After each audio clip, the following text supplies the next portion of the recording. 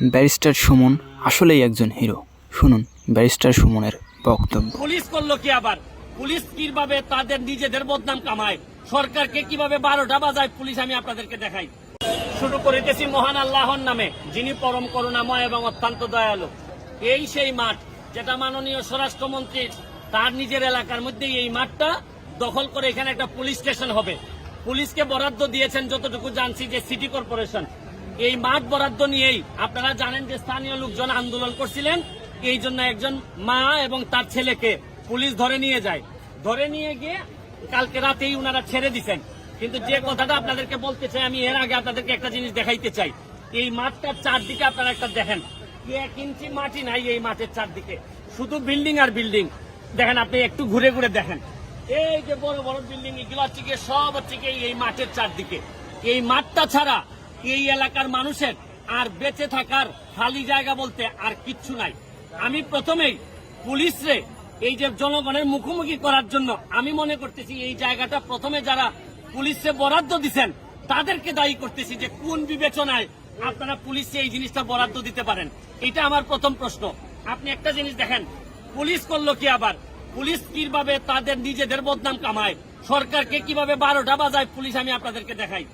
একটা বাচ্চারে ধরে নিয়ে গেলেন আপনারা এখান থেকে, ধরে নিয়ে এই 13-14 বছরের বাচ্চারে আপনারা শিকের ভিতর 14 শিকের ভিতর আপনারা ঢুকাই রাখলেন। তার বিরুদ্ধে কোনো ওয়ারেন্ট নাই, তার বিরুদ্ধে কিছু নাই। আপনারা কি জানেন না যে একটা শিশু বাচ্চারে ওয়ারেন্ট হইলেও তো আপনি ওই জায়গায় নিতে পারেন না, আপনাকে অনেক প্রসিডিউর মেনটেন করতে হয়। আপনারা কোনো আইন মানবেন না, কিচ্ছু মানবেন না। এতেই আপনাদের শুনেন, আমি মাননীয় স্বরাষ্ট্রমন্ত্রীর কাছে অনুরোধ করব। আশ্চর্য বিষয় মাননীয় স্বরাষ্ট্রমন্ত্রী, আপনি আজকে দেখলাম মিডিয়াতে যে আপনি নাকি বলছেন যে একটা সিদ্ধান্ত পুলিশের জায়গা রিপ্লেস করার পর কাজ হবে, অথচ আপনার কথা না শুনে এরা দেখেন এই যে টানা কাজ করে যাচ্ছে। এই যে দেখেন, এই যে দেখেন, এরা এই যে কাজ করে যাচ্ছে। মানে হচ্ছে গিয়ে একদিকে আপনি কথা বলতেছেন কাজ একটা আলোচনা করে সিদ্ধান্ত হবে, অথচ এরা যে যার মতো করে কাজ করে যাচ্ছে। আর প্রতিটা মানুষ এই জায়গায় আসলে থ্রেট দিতেছে। আমার কথা হচ্ছে, পুলিশ তো এখানে মজার বিষয় হচ্ছে কি, এই পুলিশের সন্তানরাই এই জায়গায় থাকবে, এই মাঠে এখানে খেলবে, কিন্তু পুলিশ তো এই এত মুখামুখি হওয়ার কথা না। আমি আপনাদেরকে দেখাই কারা কারা এই জায়গায় আপনাদের আন্দোলনে সামিল হয়েছে। দেখেন, এই দেখেন, এই যে মানুষগুলা এরা সকালবেলা ফজরের নামাজের পরে এই জায়গায় হাঁটতে আসে। এদের আর কোনো জায়গা নাই। আমি ছোট্ট একটা ইন্টারভিউ নেই, আপনারা এখানে কিন্তু নামাজের পরে আইসা হাঁটাহাঁটি আপনাদের কি কাজে লাগে?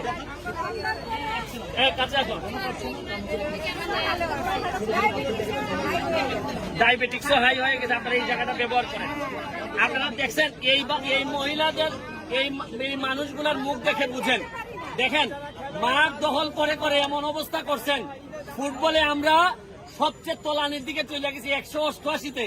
আরে এখান থেকে তো প্লেয়ার খেলার কোনো জায়গা নেই। আমার বিশ্বাস মাননীয় প্রধানমন্ত্রী, বিশেষ করে এখানে আমাদের কোনো মানুষ মারা গেলে মানুষকে এখানে গোসল করা হয়, জানাজা হয়, ইভেনকি মানুষ বাচ্চারা খেলাধুলা করে। কিছুদিন আগে জন্মদিন পালন করা হয়েছে, জন্মদিনে মাননীয় মেয়রের জন্মদিনে পালন করা হয়েছে। আপনারা দেখেন, আমার কথা হচ্ছে যে মাননীয় প্রধানমন্ত্রীর কাছে আমার অনুরোধ, স্বরাষ্ট্রমন্ত্রীর কথাও এরা এখন শুনে না। আমি জানি না যে এরা শুনে না নাকি উনি চান না যে এরা ওনার কথা শুনুক। শুনেন, সবকিছুর একটা পাপের একটা সীমা আছে, সীমা লঙ্ঘন করা উচিত হবে না। আর মনে রাখবেন যে জননেত্রী শেখ হাসিনা নিজের পার্টি অফিস পর্যন্ত ভেঙে দিচ্ছেন, যাতে পার্কিং এর জায়গা ছিল না। আর আপনারা এই তার নাম ব্যবহার করে মানুষের জায়গা দখল করতেছেন। শুনেন, সব দূর সরকারের যাচ্ছে। সরকারকে 12টা বাজানোর জন্য আপনারা 2-4 জন পুলিশ অফিসারই যথেষ্ট। আমি মাননীয় আইজিপি বরাবরে বলবো যে আপনার তো সিভিক সেন্স অনেক স্ট্রং, আমি আপনারা চিনি। আপনি আপনার পুলিশ যারা এই ধরনের কাজ করে তাদেরকে কন্ট্রোল করেন, নাইলে কিন্তু অনেক বেশি দেরি হয়ে যাবে। এত মানুষের দীর্ঘ নিঃশ্বাস নেওয়া আপনারা কোনোদিন সফল হইতে পারবেন না। তাই আমার অনুরোধ যে আল্লাহর হস্তে এই ততুলতলার মাঠটারে আপনারা মুক্তি দেন। আপনাদের তো দখল করার আরো বহু জায়গা আছে, টাকা পয়সা ইনকাম করার বহু জায়গা আছে। আপনারা চাইলে তো একটা বিল্ডিং একোয়ারও করতে পারেন, কোনো অসুবিধা নাই। মানুষের এই এলাকার মানুষের ফুসফুস যেটা, এইটারে নষ্ট করার দরকার আছে বলে মনে হয় না। করোনা তো অনেক মানুষের ফুসফুস খাইয়া গেছে, এবার আপনারা নতুন করে এই এলাকার ফুসফুস খাইয়া যায় না। এই বলে আজকের মতো বিদায় নিচ্ছি। ভালো